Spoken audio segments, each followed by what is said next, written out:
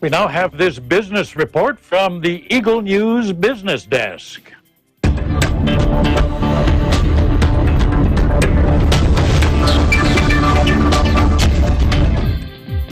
Eagle Business reporter Bobby Soriano tells us about two things today.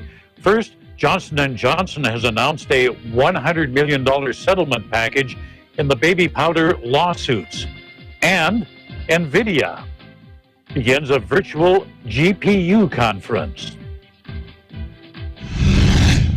U.S. markets have closed for today. Here are the latest business headlines.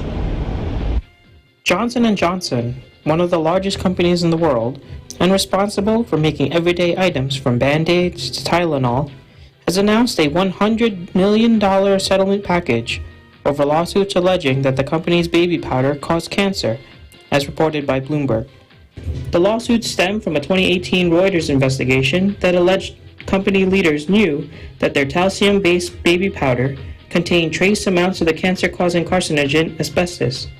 Although the drug maker made the decision to settle the lawsuits, Johnson & Johnson mentioned in a company statement that, quote, "In certain circumstances, we do choose to settle lawsuits, which is done without an admission of liability and in no way changes our position regarding the safety of our products," end quote. Johnson & Johnson discontinued their talc-based baby powder product line in May of this year, after demand for the product had fallen due to the perceived lack of product safety by the public. U.S. graphics chip maker NVIDIA begins its GPU technology conference today. The event, which will be held entirely online and lasts until October 9th, will showcase the company's latest innovations in artificial intelligence, high-powered computing, graphics, and data science, per the company's own website.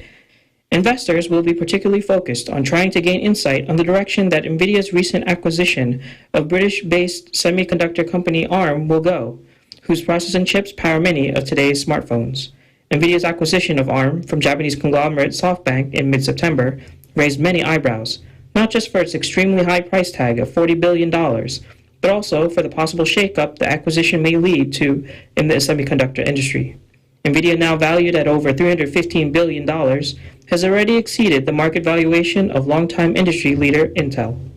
The GPU Technology Conference is now open to the public, with registration available on NVIDIA's website. Markets today ended in the green, fueled by continuing stimulus talks and news that President Trump may be released from hospitalization as early as today. Reporting from New York, Bobby Soriano, Eagle News, we live in interesting times.